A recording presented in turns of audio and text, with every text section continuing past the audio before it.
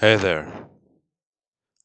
So I made horse locomotion procedurally, and the way that I went about doing this is following this paper by the University of, I think it's Islam.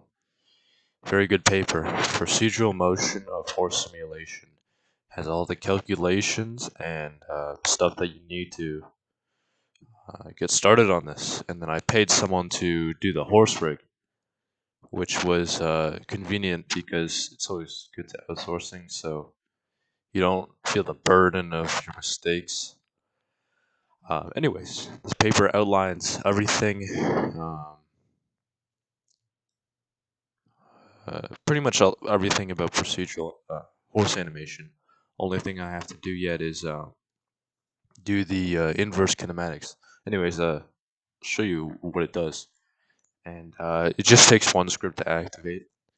It's all object oriented, and there's different cycles on the horse. So there's an idle mode, which would be the C error value that they put. It's pretty interesting. Instead of using strings or just conditional statements with the um, conditional statements with the value, it actually scales. So it's very interesting.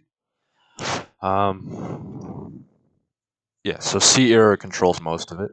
I've yet to make C error control the leg movement, but I'll show you what idle would look like. The legs might move slightly, not supposed to. Might just make it, if it's less than one, then it won't move. But this would be an idle mode. The legs are moving a little too much for me. But and then there's a walk mode, which would be slightly slower than canter and gallop. So this is just a standard walk. I also have to do bending of the limbs, which is going to be interesting. And then the next one would be the canter and gallop.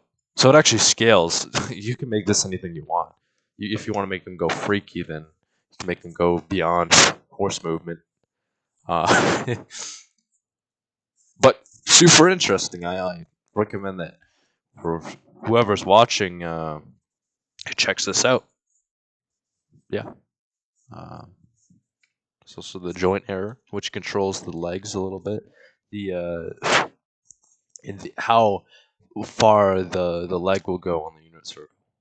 So point one, it worked well for me. It brings the front legs right about here because I use JR only on the front legs. That's a joint error. Um, yeah, and so all you have to do is just declare all your bones. So this is using the new skin mesh feature. So I just declare all my bones. I could use for loops for this, but I like the customization and being able to come back and change it whenever I need. Just nice. Um, yeah. So I just set everything here. Looks complicated, but really, it's nothing. It just took me like a couple hours of really getting in there. The light calculation was a pain in the ass. Um, if you see right here, oof, a lot of calculations. Um, you have to calculate everything from here, and then you have to do the scapula and the sternum, which would be sternum is of course in the middle pivot point, but instead I just made the sternum the shoulder, the scapula the pelvises. Pelvises are on the back, so there's two pelvises on this horse. Um, Two pelvises, which one here, or they're both in the middle, kind of. I think one here, and then the shoulders are one here.